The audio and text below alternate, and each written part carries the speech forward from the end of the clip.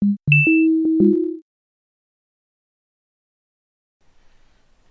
este tip vamos a aprender el uso del for each. Para eso primero les explicaré de forma rápida en qué consiste un iterador y cómo se relaciona con for each, y luego ya iremos directamente al código para aprender cómo usarlo.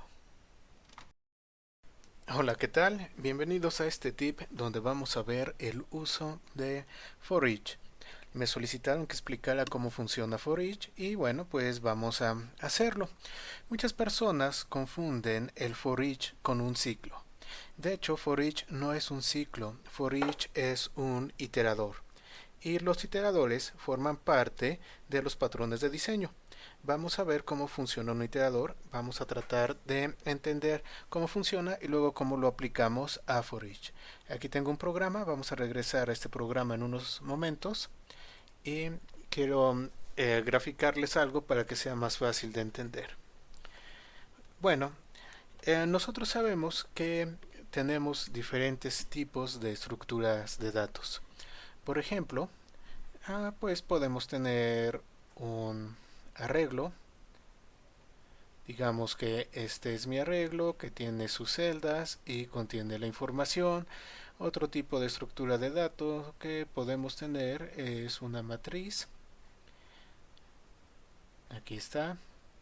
También tienen sus celdas, cada una de las celdas va a tener información, pero bueno, podemos tener estructuras un poco diferentes, como podría ser una lista ligada,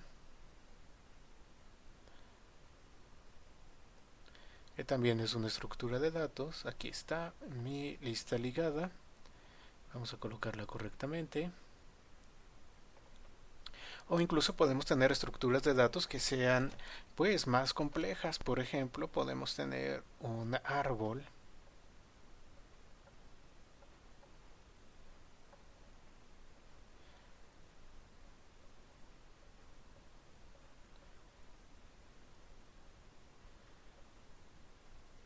o cosas por el estilo. Bueno, cuando nosotros necesitamos leer la información de nuestras estructuras de datos, digamos que queremos listar todos los contenidos que tiene la estructura de datos, van a estar de acuerdo en que cada una de ellas tiene una forma diferente de cómo nosotros vamos a poder listar esos contenidos.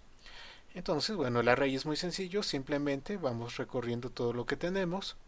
Quizá para la matriz vayamos imprimiendo por renglones o filas. A la lista ligada vamos yendo en cada uno de los elementos y bueno, el árbol nos presenta un poquito más de complejidad para la forma como se tiene que mostrar. Pero en lo que sí estamos de acuerdo es que cada una de ellas tiene sus propias reglas para mostrar la información, sobre todo si queremos mostrar todos los datos que está guardando esa estructura. Entonces, si yo tengo mi programa, supongamos que esto de acá es mi programa, y mi programa va a guardar la información en algún tipo de estas estructuras. Desde luego, cuando yo necesito listar esta información, mi programa tiene que tener el código necesario para poder mostrar la información de acuerdo a las reglas de cada una de esas estructuras. Y esto hace que mi programa, bueno, pues sea un poco más complejo y va a perder flexibilidad. ¿Por qué? Porque si en algún momento dado, por algún motivo, digamos que yo originalmente esté utilizando un arreglo, pero surge un cambio por algún motivo y tengo que cambiar al uso de un árbol, entonces mi programa va a sufrir porque voy a tener que llevar a cabo cambios en diferentes partes del programa, pues para que pueda utilizar la nueva estructura de datos que yo necesito colocar. Entonces, bueno, esto es problemático. Sin embargo, existe un patrón de diseño que se conoce como el patrón iterador. El patrón iterador va a funcionar como una especie de interfase entre mi programa y las diferentes estructuras de datos que yo pueda tener.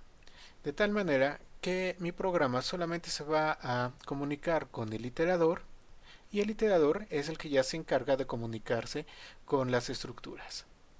¿Esto para qué me va a servir? Bueno, me va a dar mucha flexibilidad. ¿Por qué? Porque mi programa solamente necesita saber cómo comunicarse con el iterador y no necesita saber cuál es el procedimiento para poder recorrer cada una de estas estructuras ni cuáles son los algoritmos que yo necesito para hacerlo.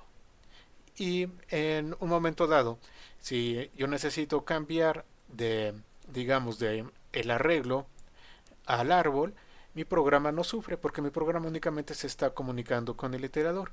El que lleva a cabo el cambio es la parte del iterador. Pero todos los lugares de mi programa donde yo tengo que leer esa información o hacer uso de esa información no van a necesitar ningún cambio porque se están comunicando únicamente con el iterador. El iterador simplemente va a necesitar cambiar en una sola sección o en algunas partes de él, bueno, la forma como se va a comunicar con la estructura. Para poder comunicarme con el iterador, yo necesito tener pues una interfase. Y esa interfase en el iterador va a constar de dos miembros. El primer miembro nosotros lo conocemos como hasNext y el segundo lo conocemos como next. Eso forma parte de la interfase del iterador. ¿Qué es lo que va a hacer cada uno de estos miembros de la interfase? Bueno, pues son métodos y hasNext nos va a regresar un booleano. Este booleano nos va a decir si todavía hay algún otro elemento por leer adentro de la estructura. Y next obtiene ese elemento y lo lee. Vamos a ver. Entonces, mi programa, ¿qué es lo que tiene que hacer? Tiene que preguntarle al iterador, oye, ¿tienes algún otro elemento? El iterador le va a decir sí o no. Si dice sí, bueno, entonces mándamelo y lo hacemos por medio de next. Si el iterador le dice no, ya no hay elementos, bueno, pues entonces ya sé que ya recorrí todo lo que necesitaba y continúo con lo que yo tengo que hacer. Por ejemplo, digamos que vamos a leer el array. Entonces, obviamente, vamos a tener una referencia que me indique en dónde está el índice que yo voy a estar manipulando.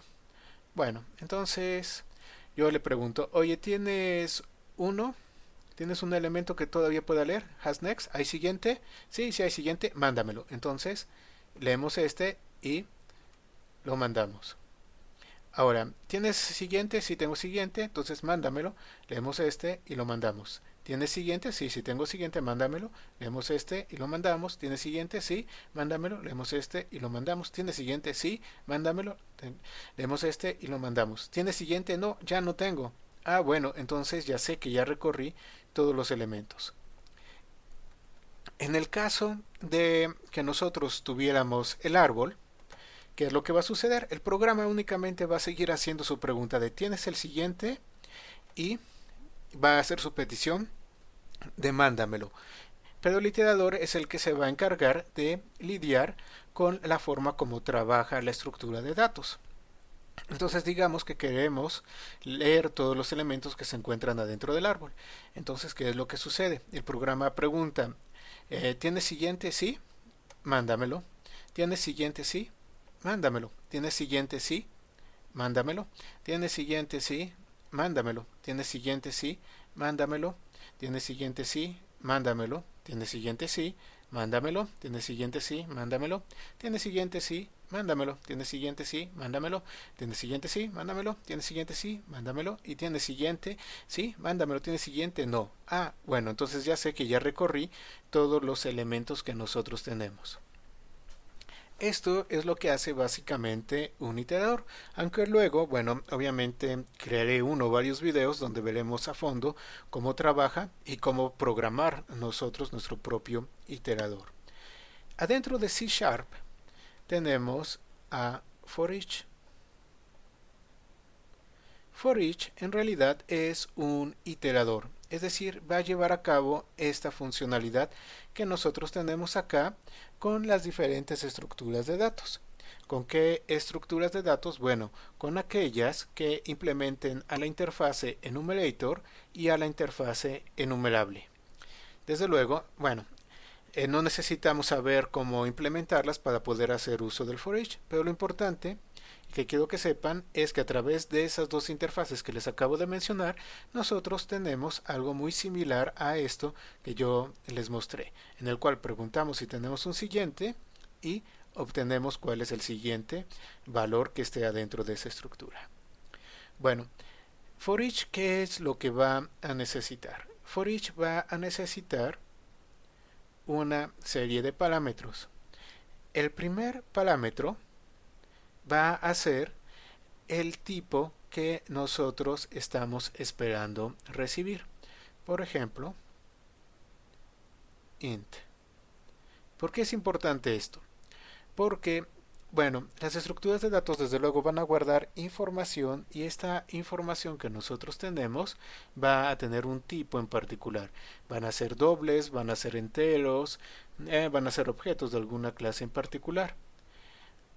Pero muchas de nuestras estructuras de datos que estamos manejando son lo suficientemente abstractas para poder guardar cualquier tipo de dato y ese tipo de dato no lo sabemos nosotros de antemano, es decir, for each no lo sabe de antemano y por eso necesita que nosotros se lo indiquemos acá. Aquí les recomiendo ver el tip encargado de boxing y unboxing. ¿Por qué? Porque la gran mayoría de las estructuras de datos con las que van a estar trabajando van a guardar objects, es decir, van a guardar referencias a objetos y en un momento dado, cuando nosotros tengamos que sacar esa información, tenemos que hacer el unboxing para convertirlo al tipo que corresponde. Entonces, bueno, for each va a necesitar que le indiquemos cuál es el tipo de dato que está guardando la estructura que nosotros queremos leer, ya sea un arreglo, una matriz, una lista ligada, un árbol o lo que sea. Entonces tenemos for each int. Voy a leer enteros.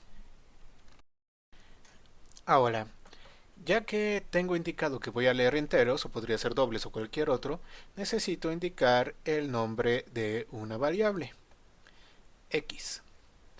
Esta variable me va a representar al objeto que yo estoy leyendo en ese momento. Es decir, en la primera iteración, x va a ser el valor contenido en esta celda, en la segunda iteración en la tercera y así sucesivamente.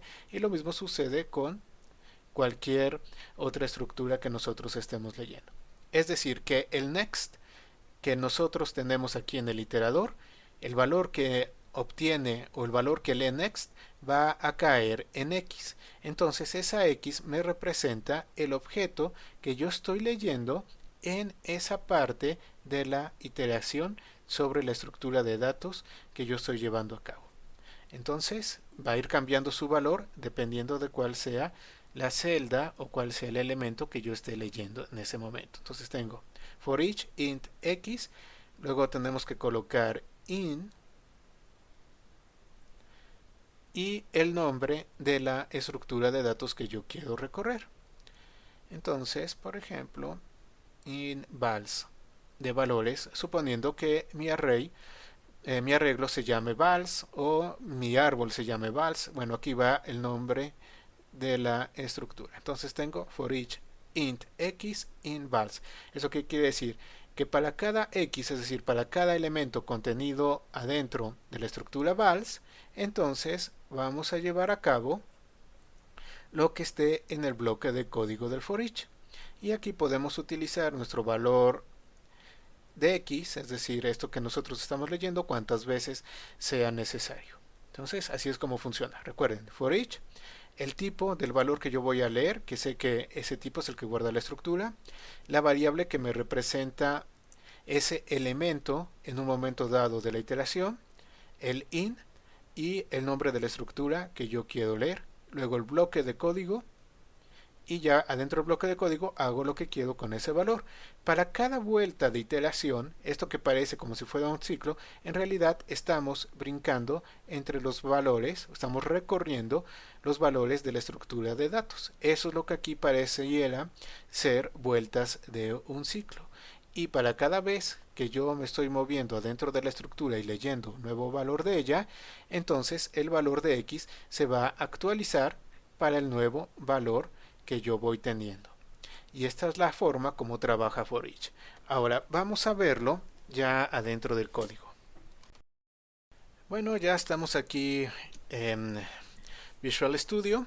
¿Y qué es lo que vamos a hacer? Vamos a crear un programa en C Sharp. El nombre del programa es tips013. Y para probar el for each voy a crear dos estructuras de datos. De tal manera que vean que lo que acabo de platicarles sucede igual sin importar el tipo de estructura. Obviamente estas estructuras de datos ya forman parte del framework de .NET, entonces automáticamente ya me están incorporando la parte de la implementación de enumerator, de la interfaz enumerator y la interfaz enumerable. Pero como les dije anteriormente, no se preocupen si no saben qué es eso, no lo necesitan para poder hacer uso del for each en este momento. Bueno, voy a crear un array list que le llamo ciudades. Y también voy a crear un arreglo de enteros, un arreglo común y corriente que le voy a llamar valores. Ahora vean que a ciudades le estoy adicionando 5 ciudades. Son obviamente strings, son cadenas. Entonces adiciono New York, Londres, París, Pekín y Moscú. Y a mi arreglo de enteros también, bueno, le asigno los valores 5, 9, 7 y 10. Ok, ya tengo entonces dos estructuras de datos que son diferentes y ya tienen su información. Ahora quiero leer sus contenidos, pero lo quiero hacer por medio de for each, es decir, lo quiero hacer por medio de una iteración, hacer uso de un iterador. Ok, aquí ya tenemos el código. ¿Qué es lo que hago? Coloco for each. Ahora, yo sé que quiero leer primero el array list de ciudades. ¿Qué información me está guardando el array list de ciudades? Me está guardando cadenas, aquí lo vemos, fue lo que yo coloqué. Entonces, obviamente pongo string. Voy a tener luego el nombre de una variable que le digo cd. El valor de cd va a cambiar conforme se vaya avanzando en las iteraciones y el iterador vaya recorriendo cada uno de los elementos. Es decir, cd va a ser Nueva York, luego Londres, París, Pekín y Moscú, según vaya recorriendo la estructura de datos. Recuerden que eso no es un ciclo, es un iterador. Entonces, según vaya recorriendo la estructura de datos, el valor de cd va a ir cambiando. Entonces, bueno, ya sé que tengo que obtener una cadena. Esa cadena, el valor que me regrese, lo voy a guardar en cd, el valor que me regrese la estructura. Y ahora yo tengo que indicar de todas las estructuras de datos que tengo en mi programa con cuál voy a trabajar. Bueno, voy a trabajar con ciudades. Por eso pongo in ciudades.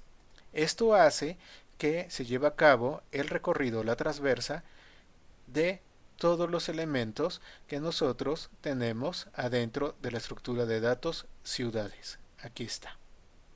Muy bien.